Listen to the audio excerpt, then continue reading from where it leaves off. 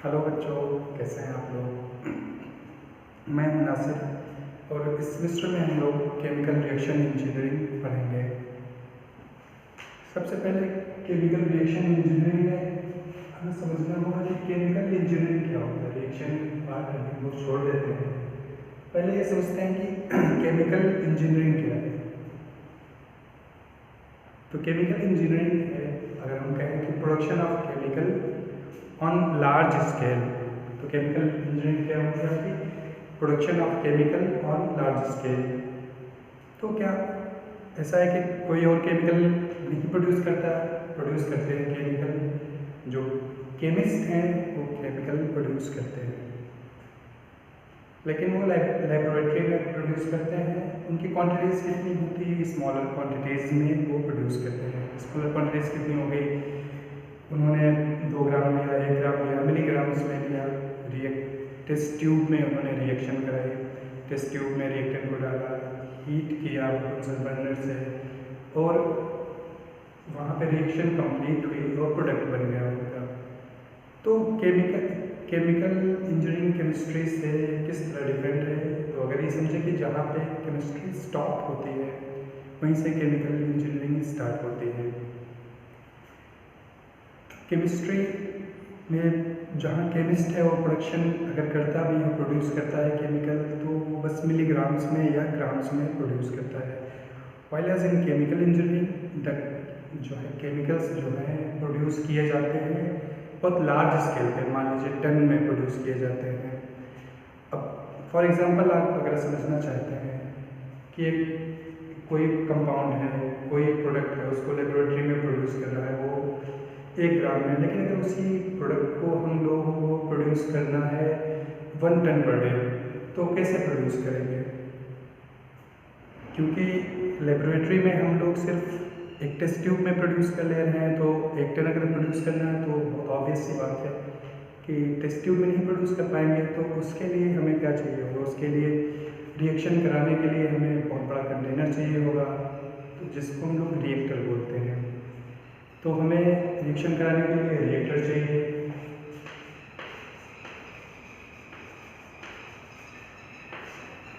Reaction कराने के लिए रिएक्टर में रिएक्शंस होती हैं। अब जैसे हम लोग लेबोरेटरी में प्रोड्यूस कर रहे हैं केमिकल, तो वहाँ पे जैसे हमें हीट देने की ज़रूरत हुई। यूजुअली क्या है कि रिएक्शंस जो हैं नॉर्मल टेम्परेचर और प्रेशर पे होती नहीं है। बहुत सारी रिएक्शंस हैं जो बहुत हाई टेम्परेचर और प्रेशर पे होती हैं। अब हमें हीट देना है। हीट देने के लिए लेबोरेटरी में इजी है, हम लोग बर्नर के ऊपर उसको टेस्ट ट्यूब पे रख देते हैं, वो हीट हो जाती है। लेकिन अब बड़ा रिएक्टर है, 1 टन आप प्रोड्यूस डेली करना चाह रहे हैं, मान लीजिए उसमें 100 ग्राम के बैचेस में आपने डाला है। आपने रॉ मटेरियल जो है 100 kg एक बार में डाला है। 100 kg बहुत स्मॉल क्वान्टिटी में बता रहा हूँ, लार्ज क्वान्टिटीज एक साथ डाली जाती हैं। अब 100 kg डाला, अब उसको हीट कैसे करेंगे। तो वो केमिकल इंजीनियरिंग का पार्ट है, वो इंजीनियरिंग का पार्ट है कि अब इसको रिएक्टर जो आपने बनाया है, कोई एक साइज, एक टाइप, एक साइज कोई ले लीजिए, मान लीजिए रिएक्टर है। अब इसको हीट करना एक चैलेंज है हमारे पास कि कैसे इसको हीट करेंगे। तो वो इंजीनियरिंग में इंजीनियरिंग प्रिंसिपल है कि उसको कैसे हीट करते हैं। रिएक्शन को आप या तो लिक्विड से आप उसको जो आपका रॉ मटेरियल आ रहा है आप उसको उसके पहले ही हीट करें, या फर्नेस में आप हीट करते हैं। फिर फर्नेस में अगर हीट कर रहे हैं तो डिज़ाइन फर्नेस की कैसी होगी, उसके बाद रिएक्टर में वो टेम्परेचर आप कैसे मेंटेन करेंगे। यूजुअली जो लैब में हम लोग कर रहे होते हैं उसमें मिक्सिंग या एजिटेशन की ज़रूरत होती है। तो टेस्ट ट्यूब को हम लोग ऐसे थोड़ा सा हिला देते हैं तो वहाँ पे मिक्सिंग हो जाती है, क्योंकि क्वांटिटीज़ छोटी होती हैं, क्वांटिटीज़ कम होती हैं। वही चीज़ अगर हमको इंडस्ट्री में करना है तो रिएक्टर पकड़ के तो नहीं हम लोग उसको एजिटेट करेंगे ना कि रिएक्शन उसकी मिक्सिंग हो जाए उसको। तो अब प्रॉब्लम हमारे पास आई, फिर अब क्या हुआ कि हमें एजिटेटर डिज़ाइन करना पड़ेगा। तो हमें एजिटेटर चाहिए हम लोग को रिएक्टर में लगा के उसको जो रिएक्टेंट है मिक्स करने के लिए, क्योंकि मिक्सिंग अगर बेहतर होगी तो रिएक्शन फास्ट होगी। तो अगर किसी को समझना है कि केमिकल इंजीनियरिंग क्या है, तो केमिकल इंजीनियरिंग ये समझा जा सकता है कि chemical engineering production of the chemical on a very large scale. जब उसमें लार्ज स्केल में हम लोग प्रोड्यूस करते हैं केमिकल को, तो जो प्रिंसिपल्स हैं इंजीनियरिंग के, chemical engineering principle application of principle of engineering for the production of chemical को प्रोड्यूस करने के लिए हम लोग जो इंजीनियरिंग के एप्लीकेशंस कर रहे हैं वही है केमिकल इंजीनियरिंग। इंजीनियरिंग के प्रिंसिपल्स क्या है कि अब एजिटेटर हमें डिज़ाइन करना है, इसको मिक्स करना है, तो डिज़ाइन ऑफ जो है एजिटेटर वो इंजीनियरिंग प्रिंसिपल है। एजिटेटर कैसा होना चाहिए, उसके बाद हीट ट्रांसफ़र है। मान लीजिए ये रिएक्शन हो रही है बहुत हाई टेम्परेचर पे, मान लीजिए 600 degree Celsius, just for assumption कि 600 डिग्री सेल्सियस पे हो रही है। अब 600 डिग्री सेल्सियस पे हो रही है तो रिएक्शन, इसका मतलब रिएक्टर के अंदर टेम्परेचर बहुत ज़्यादा है। अब हमें जो है ना रिएक्टर का टेम्परेचर कंट्रोल करना है। अगर रिएक्शन एक्सोथर्मिक है, मतलब अगर रिएक्शन के रिजल्ट में हीट प्रोड्यूस हो रही है तो टेम्परेचर इसका बढ़ता जाएगा। तो अब इसका किस तरह टेम्परेचर हम लोग कंट्रोल करें, उसकी डिज़ाइन जो है ना टेम्परेचर कंट्रोल करने के लिए आप कह रहे हैं कि हम लोग कूलिंग जैकेट प्रोवाइड कर सकते हैं कि यहाँ से हम ठंडा पानी वो करें, यहाँ पे इसको कूल करेगा, फिर बाहर निकल जाएगा। तो किस तरह हम लोग ये कूलिंग जैकेट डिज़ाइन करें, वो भी एक इंजीनियरिंग प्रिंसिपल है। तो ये समझे basically application of engineering principles for the production of chemical is chemical engineering. अगर जहाँ तक डिफिनीशन की बात की जाए, ऑफिशियल डिफिनीशन क्या है इसकी, वो हम लोग को मालूम होनी चाहिए। तो ऑफिशियल जो डिफिनीशन है AICHE American institute of chemical engineer क्या है ना, तो उन्होंने डिफिनीशन दी है कि केमिकल इंजीनियरिंग जो है is the application of principle of physical sciences. जो इसकी application physical sciences, physical sciences में क्या होता है, फिजिक्स आ जाएगी, केमिस्ट्री आ जाएगी, मैथ्स आ जाएगी। मैथ्स क्यों आएगी, क्योंकि हमें जो है डिज़ाइन करना है कोई चीज़, हमें प्रोड्यूस करने के लिए कोई चीज़, मान लीजिए किसी प्रोडक्ट को प्रोड्यूस करने के लिए हमको चाहिए एक रिएक्टर। तो रिएक्टर का हमें वॉल्यूम चाहिए ना, कि कितना वॉल्यूम होना चाहिए रिएक्टर में, उसी के अकॉर्डिंग हम लोग रॉ मटेरियल उसमें, उसी के अकॉर्डिंग उसमें रॉ मटेरियल पुट करेंगे, ट्रांसफ़र करेंगे। तो इसलिए मैथमेटिक्स की ज़रूरत है, मैथमेटिक्स। तो एप्लीकेशन क्या है chemical engineering, application of a principle of physical sciences. उसके साथ क्या है, टुगेदर विद इकोनॉमिक्स। ऐसा तो है नहीं कि हम लोग कोई केमिकल प्रोड्यूस करें, उसकी कॉस्ट पर केजी हमारे पास मान लीजिए X रुपीज़ या 100 रुपीज़ आए, अगर हम उसको मार्केट में बेचने जाएँ तो उसका जो मार्केट प्राइस है 90 रुपीज़ है। तो वो तो फिजिबल नहीं होगा ना हमारे लिए कि हम लोग उसके रॉ मटेरियल की कॉस्ट ज़्यादा है और प्रोडक्ट की कॉस्ट कम है। तो इसलिए इकोनॉमिक्स का एप्लीकेशन ये बहुत ज़रूरी है। प्रोसेस इकोनॉमिकल होना चाहिए। अगर प्रोसेस इकोनॉमिकल नहीं है तो प्रोसेस वो सक्सेसफुल नहीं होगा। तो इसलिए together with the principle of economics and human relation, human relation भी बहुत इंपॉर्टेंट एस्पेक्ट है केमिकल इंजीनियरिंग का, केमिकल इंजीनियरिंग का, कि ह्यूमन रिलेशन कोई ह्यूमन के लिए हो, उसका इम्पैक्ट ह्यूमन से हो, to pertain directly to process and process equipment in which matter is treated, to change in the state, energy content and composition. तो इसमें प्रोसेसेस जो हैं, प्रोसेस को हम लोग अप्लाई करेंगे, चाहे फिजिकल ट्रीटमेंट प्रोसेसेस हों, चाहे केमिकल ट्रीटमेंट प्रोसेसेस हों। और प्रोसेस इक्विपमेंट, जब प्रोसेस है कर रहे हैं तो हम लोग को प्रोसेस इक्विपमेंट चाहिए, इक्विपमेंट की डिज़ाइन होनी चाहिए, इक्विपमेंट की डिज़ाइन करेंगे हम लोग। तो इन सब चीज़ों का इफेक्ट क्या होना चाहिए कि चेंज इन द स्टेट। अब जब केमिकल रिएक्शन होती है तो हम लोग जानते हैं कि केमिकल रिएक्शन होती है तो जो रिएक्टेंट है उसकी प्रॉपर्टीज़ चेंज हो जाती हैं, उसकी फिजिकल प्रॉपर्टीज़ भी चेंज हो सकती हैं, एज वेल मस्ट है कि केमिकल प्रॉपर्टीज़ उसकी चेंज होनी चाहिए। तो केमिकल प्रॉपर्टीज़ चेंज हो तो ऐसा इम्पैक्ट हो, ऐसा इफेक्ट लाने के लिए कि चेंज इन द स्टेट हो, एनर्जी कंटेंट हो और कंपोजिशन में चेंजेस, या तो आपका स्टेट चेंज हो, एनर्जी कंटेंट चेंज हो या कंपोजिशन चेंज हो। तो इन सब चीज़ों का एप्लीकेशन करके जो इफेक्ट उसका क्या लाना है कि स्टेट में चेंज हो, एनर्जी कंटेंट में चेंज हो, कंपोजिशन में चेंज हो, ये ऑफिशियल डेफिनेशन है। जैसे स्टेट में चेंज है, होना है चेंज, मान लीजिए आपने रिएक्शन कराई तो जो रिएक्टेंट जो प्रोडक्ट में कन्वर्ट हुआ तो वहाँ पे स्टेट चेंज आपकी हो गई, मान लीजिए सॉलिड हो गया, प्रेसिपिटेट हो गया। या मान लीजिए कि जो रिएक्शन कराई आपने वहाँ पे प्रोडक्ट जो है गैसियस फॉर्म में है, लेकिन जो उसका एप्लीकेशन है जो इंडस्ट्री में या हाउस होल्ड में या डेली लाइफ में एप्लीकेशन है वो हमें लिक्विड स्टेट में चाहिए, तो उसका स्टेट चेंज करना पड़ेगा। स्टेट चेंज करने के लिए हमें इक्विपमेंट की ज़रूरत होगी। तो इस तरह स्टेट चेंज हो गया। और क्या हो गया, एनर्जी कंटेंट, रिएक्शन हुई है आपकी, एक प्रोडक्ट बना लेकिन रिएक्शन का टेम्परेचर 500 डिग्री सेल्सियस है। अब क्या 500 डिग्री सेल्सियस है तो प्रोडक्ट को 500 डिग्री सेल्सियस पे रख नहीं सकते हैं, उसको प्रोडक्ट को हमें कूल करना पड़ेगा, मतलब उसका टेम्परेचर हमको नीचे लाना पड़ेगा। जब हम लोग टेम्परेचर नीचे लाएंगे तो उसके लिए हमें इक्विपमेंट की ज़रूरत होगी। कहाँ पे हम लोग कर रहे हैं, कंडेंसर में कर रहे हैं, उसको कंडेंस, जहाँ स्टेट चेंज की बात थी तो वहाँ कंडेंसर में आप उसको कंडेंस कर सकते हैं। या इसमें हीट ट्रांसफ़र की ज़रूरत होगी तो हीट एक्सचेंजर आपको चाहिए एनर्जी कंटेंट उसका लो करने के लिए।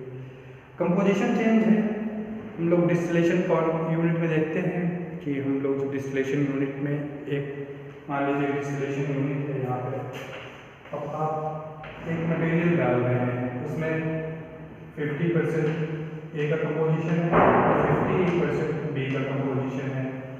जब हम लोग डिस्टिलेशन यूनिट में अपना प्रोडक्ट डालेंगे तो डिस्टिलेशन यूनिट क्या करता है कि प्रोडक्ट को सेपरेट करता है on the basis of their boiling point.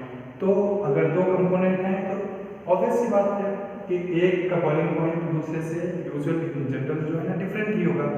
ऐसा भी हो सकता है कि दोनों का बॉइलिंग पॉइंट ऑलमोस्ट सेम हो, नॉट दो कंपोनेंट का दो या दो कंपाउंड का बॉइलिंग पॉइंट सेम नहीं होगा, लेकिन ऑलमोस्ट किसी का 70 है तो किसी का 71 है, तो उसके इसकी बात नहीं कर रहे हैं, इन जनरल जैसे कर रहे हैं, किसी का 50 है किसी का 100 है।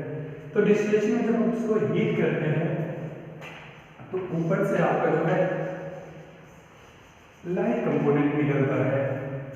तो यहाँ पे जो 50% आपका था कंपोनेंट, मान लीजिए अगर आप 100 मोल यहाँ पे डाल रहे हो तो चांसेस हैं कि आपका 90% जो है ना यहाँ पे आपका ए निकलेगा और 10% आपका बी ऑप्टेन होगा।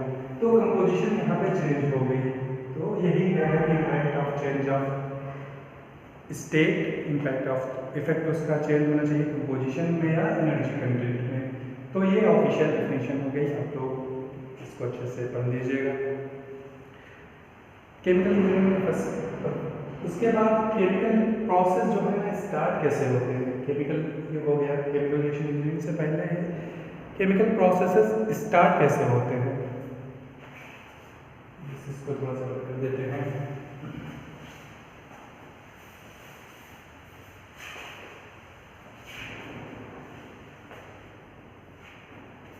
प्रोसेस कैसे है, वो जो प्रोसेस केमिकल प्रोसेस होते हैं ये स्टार्ट कैसे होते हैं। तो सवाल आता है, तो हम लोग को जो जनरली हमारे दिमाग में जो जवाब आता है या हम जो सोचते हैं कि हमें रॉ मटेरियल चाहिए प्रोड्यूस करने के लिए कोई केमिकल, सीधी सी बात है, लेकिन एक्चुअली ऐसा नहीं होता है। हमें केमिकल प्रोसेस स्टार्ट करने से पहले, प्रोसेस को स्टार्ट करने से पहले या उसका विजुलाइज करने से पहले हमें मालूम होना चाहिए कि प्रोडक्ट क्या है। अब हमें मालूम होना चाहिए प्रोडक्ट, अगर प्रोडक्ट हमें मालूम है तब हम लोग फिर जो है ना उसको प्रोसेस को इनिशिएट करते हैं, उसके स्टेप्स में फॉलो करते हैं। तो प्रोडक्ट हमें मालूम है, जैसे फॉर एग्जांपल जैसे इस वक्त वैक्सीन बन रही है, वैक्सीन भी एक प्रोडक्ट है, कोरोना के लिए आपकी वैक्सीन बन रही है, तो हमें मालूम है कि प्रोडक्ट है ये। अब ये प्रोडक्ट है तो इसके बनाने के लिए रिएक्शन हो रही होगी, रिएक्शन के लिए हमें क्या चाहिए, स्टाइकोमेट्रिक कर्व, स्टाइकियोमेट्रिक कोएफिशिएंट या रेशियो जो भी कहिए, कोएफिशिएंट स्टाइकियोमेट्रिक। इसका मतलब क्या हुआ कि जो रिएक्टेंट आपस में, जो रिएक्टेंट हैं आपस में रिएक्ट कर रहे होंगे। दो रिएक्टेंट हो सकते हैं, एक रिएक्टेंट हो सकता है, रिएक्टेंट कितने भी हो सकते हैं। रिएक्टेंट वो कंपोनेंट होते हैं जो किसी रिएक्शन में पार्टिसिपेट करते हैं। उसके बाद उनकी जो प्रॉपर्टीज़ होती हैं physical and chemical, basically chemical properties change हो जाती हैं। केमिकल प्रॉपर्टीज़ चेंज हो सकती है due to the formation of new bonds, उसकी वजह से चेंज हो सकती हैं, और रीजंस हो सकते हैं, लेकिन उनकी प्रॉपर्टीज़ चेंज होती हैं। तो स्टाइकोमेट्रिक कोफिशिएंट, स्टाइकोमेट्रिक रेशियो चाहिए हमें कि मतलब किस रेशियो में वो दोनों रिएक्टेंट हैं। अब हमें फिर कितना रॉ मटेरियल चाहिए, अगर क्योंकि ये हमें डेवलप करना पड़ेगा किसी प्रोसेस को स्टार्ट करने से पहले। ये हमें रिएक्शंस डेवलप करनी पड़ेगी। अगर जब तक हम लोग रिएक्शन नहीं डेवलप कर सकते हैं फॉर द केमिकल प्रोसेसेस, तो हम लोग प्रोसेस स्टार्ट नहीं कर सकते हैं। तो जैसे मान लीजिए कि अमोनिया प्रोडक्शन के लिए N2 प्लस आपका 3H2 है, रिवर्सिबल रिएक्शन है आपकी 2NH3 मिल रही है, 2NH3 मिल रही है, ये आपकी केमिकल रिएक्शन है। तो इसमें स्टाइकोमेट्रिक कोफिशिएंट, जैसे इसके साथ स्टाइकोमेट्रिक इक्वेशन है, इक्वेशन आपको मालूम है, ये स्टाइकोमेट्रिक इक्वेशन है, रिएक्शन है स्टाइकोमेट्रिक कोफिशिएंट। जैसे कि नाइट्रोजन का 1 मोल चाहिए, हाइड्रोजन के 3 मोल चाहिए बनाने के लिए अमोनिया। अगर जैसे अमोनिया यहाँ प्रोडक्ट होता है, यही वैक्सीन मान लीजिए प्रोडक्ट है, तो वैक्सीन प्रोडक्ट है, तो इसके लिए हमें पहले ढूंढना पड़ेगा कि रॉ मटेरियल्स क्या है। तो प्रोसेस स्टार्ट करने के लिए सबसे पहले हमें चाहिए प्रोडक्ट क्या है, उसके लिए फिर वो स्टाइकोमेट्रिक इक्वेशन क्या है या रिएक्शन क्या है। बेसिकली रिएक्शन क्या है, वो कैसे रिएक्शन होगी, ये है रिएक्शन। अभी अगर हमें मालूम पड़ गया कि रिएक्शन क्या है, तो रॉ मटेरियल इन्फॉर्मेशन कहाँ से मिलेगी कि रॉ मटेरियल हमको क्या चाहिए, वो तो इक्वेशन से मालूम चलेगा, रिएक्शन से। लेकिन कितना चाहिए हमें, ये बताएगा हमारा प्रोडक्ट कितना चाहिए। जैसे मान लीजिए कि वैक्सीन है अपने, अगर कोई इंडिया में कोई फैक्ट्री लगाया हुआ है, कोई प्लांट है किसी का, तो उसको प्रोड्यूस कितना करना है। जैसे मान लीजिए 2 कंपनियां हैं, ए और बी, ये दोनों प्रोड्यूस कर रही हैं। अब इनको मालूम है, ये मार्केट सर्वे से, मार्केट सर्वे का काम है, BA से जो रिलेटेड है, वो ये रिसर्च करेंगे कि इनको कितना प्रोडक्ट, मतलब ये कंट्री में कितने प्रोडक्ट की रिक्वायरमेंट है। मान लीजिए कि इन्होंने देखा कि पॉपुलेशन, अज्यूम कर लीजिए जस्ट फॉर अजम्पशन की 100 है किसी कंट्री, अब किसी भी सिटी की मान लीजिए पॉपुलेशन 100 है। इन्होंने देखा कि 100 पॉपुलेशन है और हर आदमी को 2 डोज चाहिए, 2 डोज चाहिए होंगे, फिर 1 डोज मान लीजिए, तो इस हिसाब से 100 × 2, तो मतलब 200 आपको वो नंबर चाहिए। अब मान लीजिए कि 1 डोज में आपके 5 ml है, तो 2 डोज में मतलब कितना हो गया आपका 1000 ml। तो इनको मालूम है कि आपका जो प्रोडक्ट चाहिए, आपको 1000 ml प्रोडक्ट चाहिए। अब 1000 ml प्रोडक्ट बनाने के लिए, अब ये 2 कंपनी मान लीजिए, तो इसको ये लगता है कि इसका मार्केट शेयर मान लीजिए ये कि 70% कवर कर पाएगा और 30% जो है मार्केट शेयर ये होगा। तो इसका 70% मतलब 700 ml। तो इस कंपनी को मालूम है कि इसको 700 ml के आसपास प्रोडक्ट इसका जो है कवर करेगा मार्केट, इतना इसको बनाना है। अगर ये बहुत ज़्यादा बना लेता है, अगर ये कैलकुलेशन नहीं करते हैं, तो ये बहुत ज़्यादा बना लेंगे तो इनकी वेस्ट होगी, और बहुत कम बनाते हैं तो मार्केट कोई दूसरा कैप्चर कर लेगा जो सप्लाई करेगा मटेरियल दूसरा। तो इसलिए प्रोडक्ट की इंफॉर्मेशन बहुत ज़रूरी है। बिना प्रोडक्ट की इंफॉर्मेशन के प्रोसेस आपका स्टार्ट नहीं होगा। प्रोडक्ट की इंफॉर्मेशन के लिए फिर स्टाइकोमेट्रिक इक्वेशन मिल गई आपको, उससे स्टाइकोमेट्रिक इक्वेशन बहुत इंपॉर्टेंट है एक रिएक्शन के लिए। अब इससे क्या क्या इन्फॉर्मेशन हमें मिलेगी, इन्फॉर्मेशन मिलेगी हमें रॉ मटेरियल, जैसे 2 इसमें रॉ मटेरियल है, तो इतना प्रोड्यूस करने के लिए हमें कितना रॉ मटेरियल चाहिए, पहली चीज़।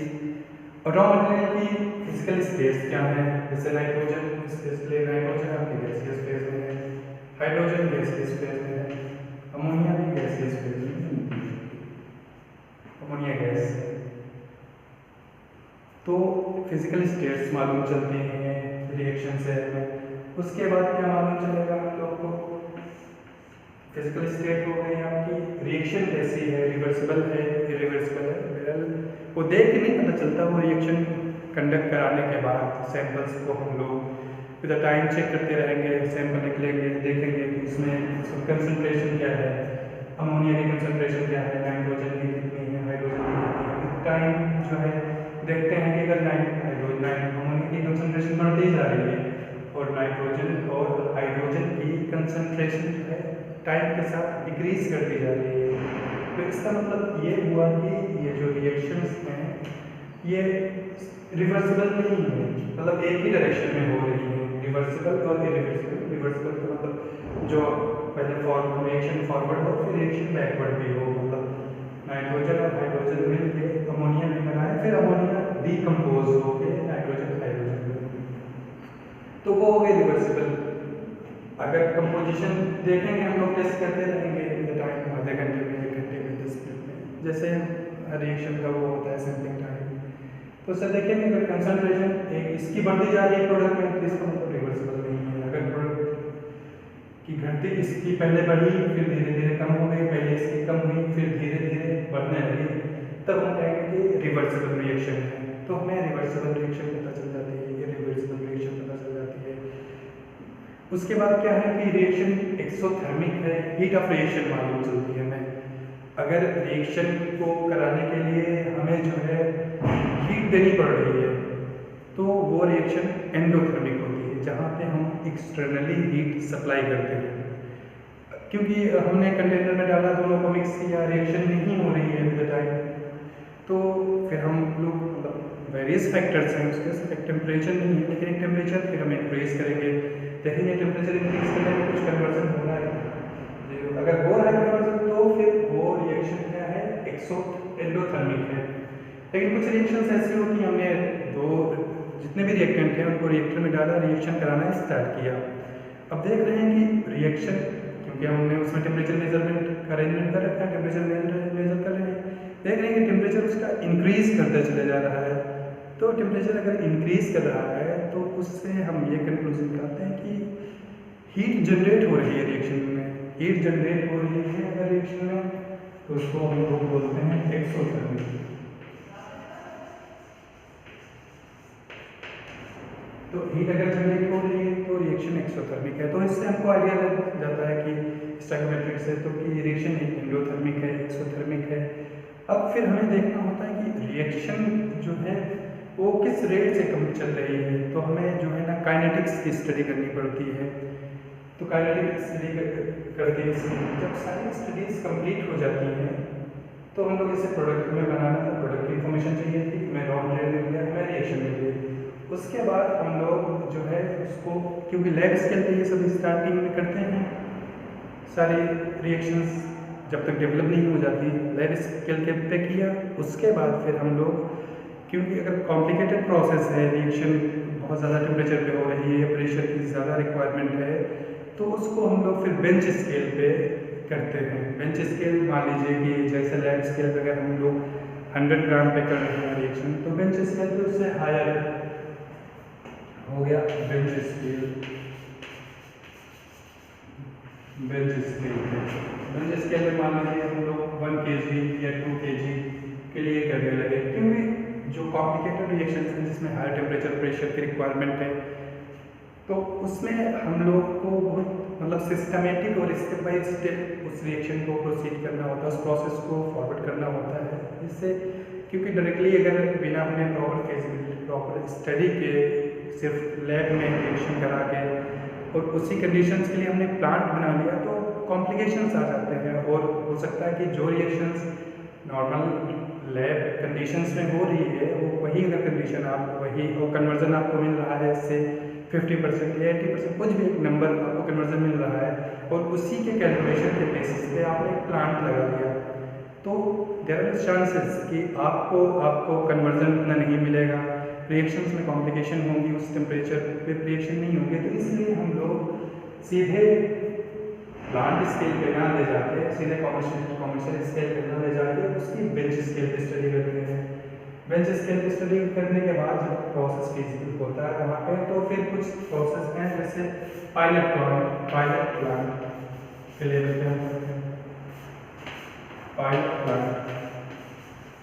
प्लांट के मान लीजिए अब इसकी रेंज क्या है 10 kg से, ये कोई स्टैंडर्ड रेंज नहीं है कि अगर 10 kg मैंने बोल दिया तो 10 kg है 100 kg, मतलब इस लेवल पे 10 kg भी आप प्रोड्यूस कर सकते हैं, 100 kg प्रोड्यूस कर सकते हैं, इससे ज़्यादा भी प्रोड्यूस कर सकते हैं। जस्ट ये देखने के लिए कि प्रोसेस में कॉम्प्लिकेशंस नहीं है, प्रोसेस में कोई दिक्कत नहीं आ रही।